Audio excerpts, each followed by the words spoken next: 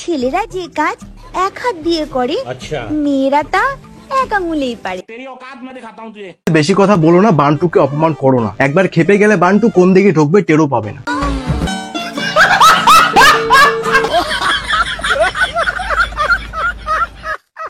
আমি একটা কথা বুঝি না, সরকার এত এত টাকা দিচ্ছে লেট্রিন বাথরুম বানানোর জন্য, কিন্তু তবুও লোকেরা ইনস্টাগ্রাম এবং ইউটিউবে হাঁকতে ছাড়ে না। তো চলো গাইজ, আজকে সেই হাগাগুকে লাঠি মেরে যে হেগেছে তার পদে পেন্টিং বানাবো। Let's start. তো হে গাইজ, দিস ইজ রূপ, তোমরা দেখছো ভাকারু ভাই ইউটিউব চ্যানেল। চ্যানেলটিকে সাবস্ক্রাইব করুন, সুন্দরটিকে অল সেট করে রেখে দাও। আর হ্যাঁ, গুরুজন এবং বাচ্চারা তোমরা এই ভিডিওকে বেরিয়ে যাওয়ার বন্ধুগণ, কানে হেডফোন, হাতে মোমবাতি নিয়ে রেডি হও। খুলে দেখি ফাটা, ভিতরে দিলে বেরোয় আঠা। বলো তো বন্ধুরা কি হবে? সাদা আঠা কিছু বুঝি না, ছাতা মাথা, কিন্তু একটা কথা জানি, ছেলেদেরটা কলা আর মেয়েদেরটা কাটা। কাটা।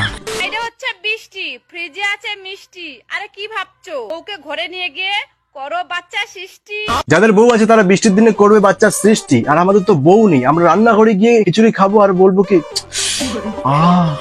টেস্টি। চালা ছাগল চোদা বৌদি না, মানে বৃষ্টির দিনে এসব করে বেলুন ফুলিয়ে দিলে ঠান্ডার দিন কি তাহলে বাল ছেড়বো? আমার তো বউ নেই, যখন হবে তখন দেখা যাবে। মাল বেরিয়ে যাবে এটা জানার পরেও চুজতে থাকার নামই হচ্ছে ভালোবাসা।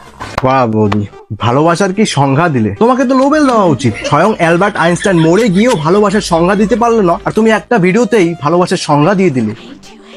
অ্যালবার্ট আইনস্টাইন কি ভালোবাসার সংজ্ঞা দিয়েছিল? না, ভুলেছে। তোমার এই ভালোবাসার কথা শুনে আমি তো পুরো মুগ্ধ, আর তোমার মতো বউ পাওয়া যে কারণেই সাধ্য। এত গভীর ভালোবাসা, মাল বেরিয়ে যায় তবু শেষ হয় না চোষা। তাই এখনকার ছেলেদের তোমার মতো বৌদি হলো একমাত্র ভরসা। আবার একটা কথা বৌদি, তুমি দেখতেও কিন্তু খাসা।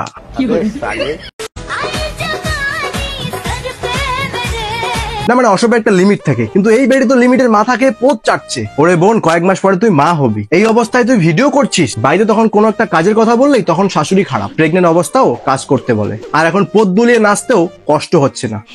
কি দিনকাল পড়লো রে ভাই। আমরা বুড়ো হয়ে গর্ব করে বলতে পারবো যে আমাদের সময় ছেলেরা গাঁজা আর মদের নেশা করতো, কারণ আমাদের পরের জেনারেশনের বাচ্চা কাচ্চাগুলো গাঁজা মদের নেশা কম, ওদের নেশায় বেশি পড়ে থাকে। আর গানটার মানে বুঝতে পেরেছো তো? এই গানটার মানে হলো এটাই যে ফেদা মাথায় উঠেছে।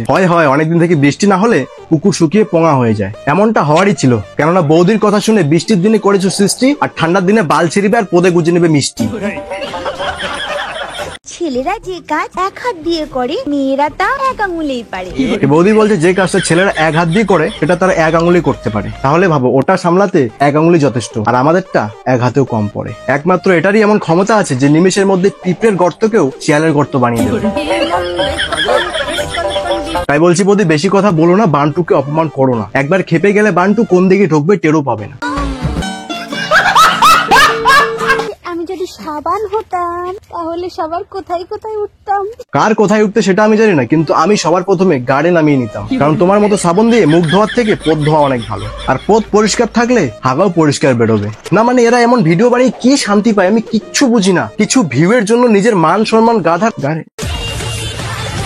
ওরে বোন, তুই আগে স্কুলে গিয়ে হোল স্কয়ারের সূত্র শিখ, তারপরে পদ বাঁচাবি। তার মানে দেখে মনে হচ্ছে ক্লাস 7-8 এর স্টুডেন্ট। এই বয়সে এত পেকেছে যে হাত দিয়ে দেখিয়ে দিচ্ছে। চিন্তা ভাবনা কতদূর ভাবা যায়। এখনো প্যাম্পাস পরে স্কুল যায়, এখনই ঝিরিঝিরি জল পড়ে, তাহলে তো পেন্টি পড়ার বয়সে ঝর্ণা হয়ে যাবে। তোমাদের বৌদির গেটআপটা দেখো, হ্যাঁ দেখে বলো পুরো সানি লিওন লাগছে না?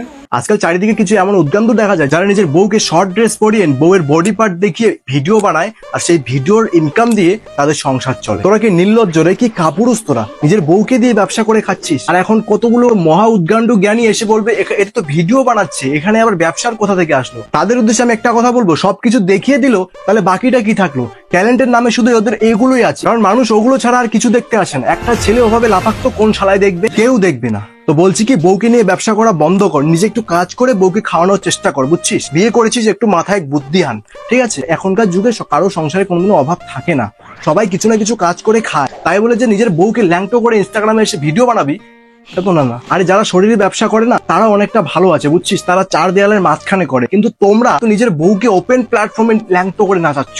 আমি তার জন্য একটা কথা বলি, পাকিস্তানের হাতে পরমাণু বোম আর বয়স্কদের হাতে স্মার্টফোন যদি তাদের হাতে পড়েছে, তাহলে নিজের পথ নিজেই মেরে দেবে।